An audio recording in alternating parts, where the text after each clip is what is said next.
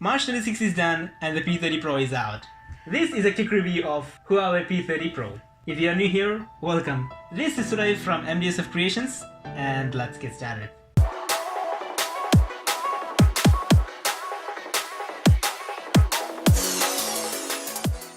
Starting with body and design, it is a dual glass sandwiched with metal frame, IP68 with water and dust resistance. Moving to the screen, it has 6.47 AMOLED display with a resolution of 1080p by 2340 with a pixel density of 398. Also a tiny notch and acoustic display. Yep, there is no earpiece.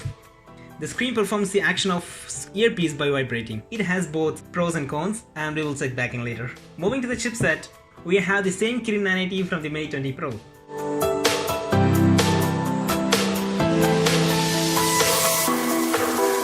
And the same graphics Mail G76. In the memory department we have 8 gigs of RAM and storage starting from 128 to 512 gigs.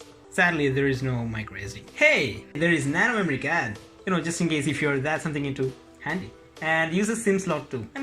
Hybrid. If we consider the OS, it runs on Android 9 Pie. On top of it sits EMUI 9.1.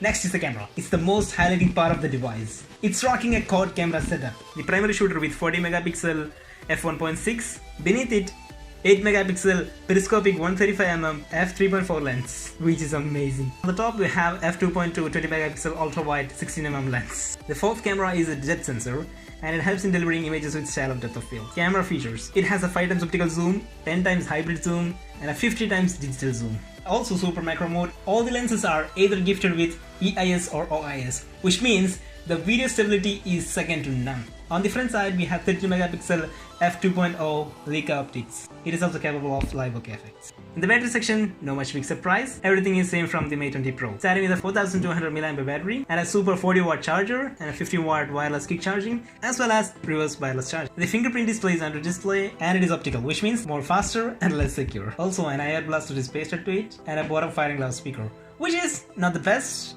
but it's an average and something which we kept for later.